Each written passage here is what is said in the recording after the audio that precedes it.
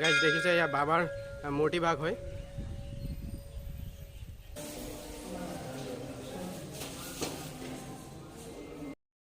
Good morning guys, সকলোকে স্বাগতম জনাইছোঁ মোৰ ইউটিউব চেনেল দীপুল অসমীয়া ব্লগ। গাইজ আপোনালোক কেনে আছে? আশা কৰোঁ আপোনালোক কুশলে আছে, আমিও কুশলে আছোঁ। গাইজ আজি সোমবাৰ হয়, চ' আমি চাৰিজন ওলাইছোঁ গা পা ধুই ৰাতিপুৱা মন্দিৰত যাম। চমেশ্বৰম মন্দিৰ আছে বেংগালুৰুৰ চৰ্জাপুৰত আছে। চ' আমি গৈ আছোঁ ইয়াৰ পূজাৰ মানে কিছুমান সামগ্ৰী লৈ লৈছোঁ আৰু গৈ মন্দিৰত কিনিমগৈ।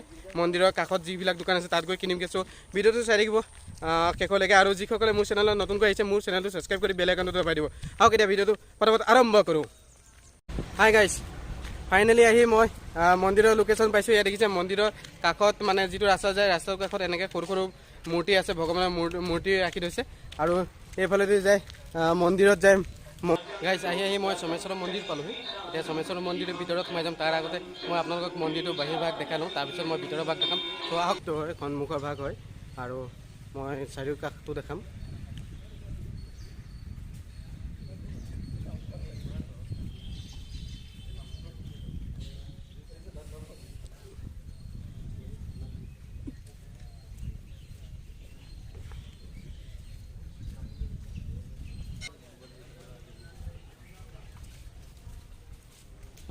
গাইছে এখন নন্দী মহাৰাজ হয়।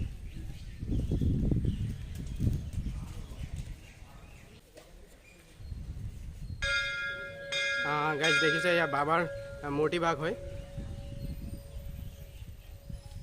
দেখিছে। চ' জয়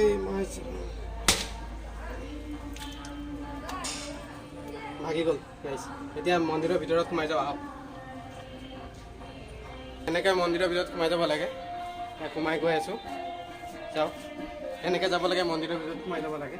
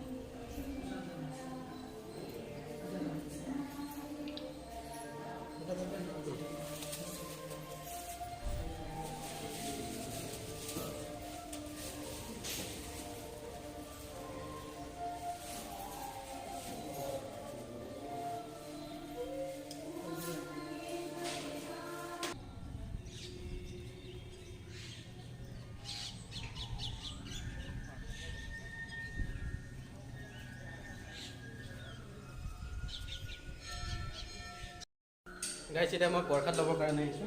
প্ৰসাদ আছে, চালোঁ প্ৰসাদটো লৈ লওঁ আহক। দেখিছে গাইছ, প্ৰসাদ ল'বৰ কাৰণে আহিলোঁ। ইয়াৰ প্ৰসাদ আছে, দেখিছে, প্ৰসাদটো লৈ লওঁ। গাইছ পূজা কৰি হৈ গ'ল। এতিয়া মই ৰুমত যাওঁ, ৰুমত যাবৰ কাৰণে ওলালোঁ। দেখিলে মন্দিৰভাগ মই সম্পূৰ্ণ ভালকৈ দেখাব নোৱাৰিলোঁ কাৰণ বেলেগ এনে মানে ভালকৈ দেখাম। চ' ভিডিঅ'টো ইমানতে সমাপ্ত কৰিছোঁ। যদি ভাল লাগে তেন্তে লাইক কমেণ্ট শ্বেয়াৰ কৰি দিব। Thank you. জয় আই অসম।